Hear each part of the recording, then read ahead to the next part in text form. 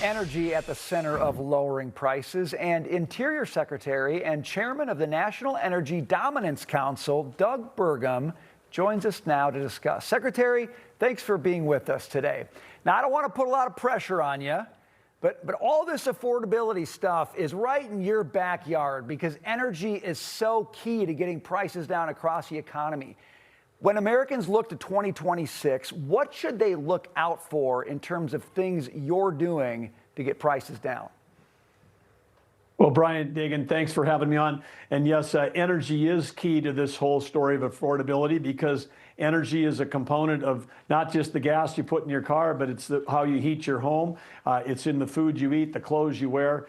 President Trump understands that. That's why he declared a national energy emergency when he took office. And what President Trump has accomplished in getting prices down in energy in just the 11 months that he's been in office is nothing short of remarkable. I mean, remember a year ago at this time, Biden administration still had a ban on LNG exports. Now the U.S. exporting LNG, the U.S.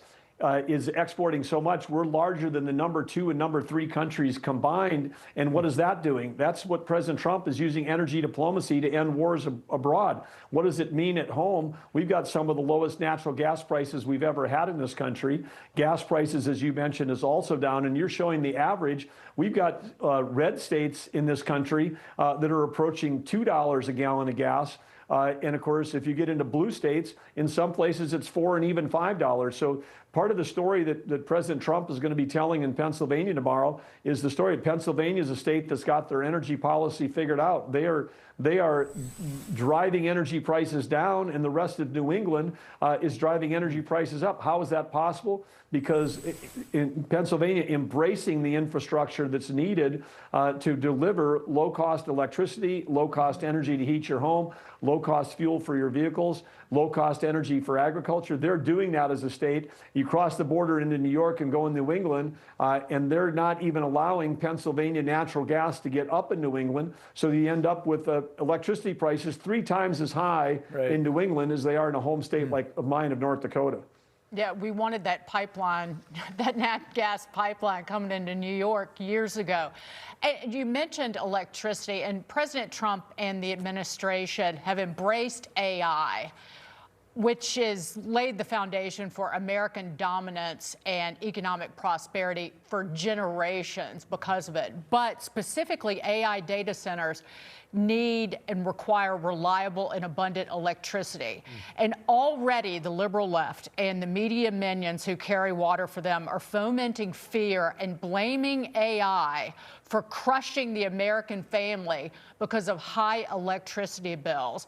I see the headlines every day. What do you say in response to those headlines? Because it falls right on you to increase permitting, increase electricity generation, and shore up our grid and expand power generation in this country.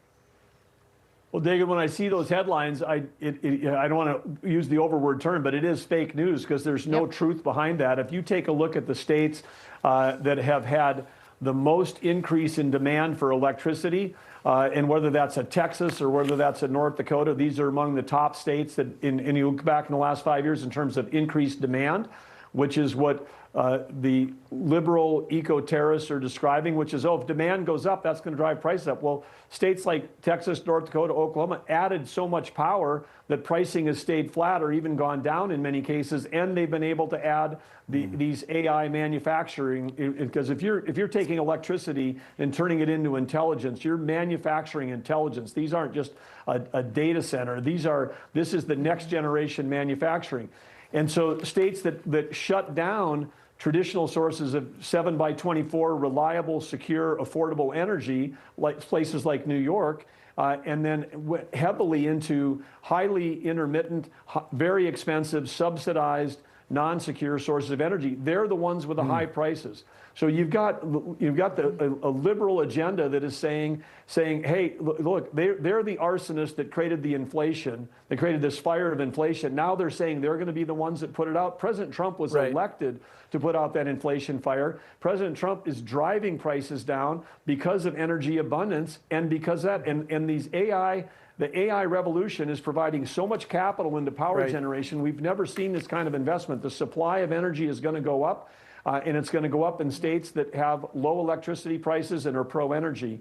And capital is going to follow them. We're going to see a divergent economy. We're going to have red states attracting hundreds of billions of dollars of capital for new manufacturing and new, not just manufacturing AI, but any kind of manufacturing is going to have more components of robotics and other elements which require electricity. The capital in this that is flowing at record levels into this country is not going to go to states that have highly expensive, insecure, and intermittent energy sources. Right. Mr. Secretary, last one for you here. You've had some good ideas, but this one might be your best. You're finding a way to make Christmas trees more affordable for Americans. Quickly, tell us what you're doing and how people can get in on it.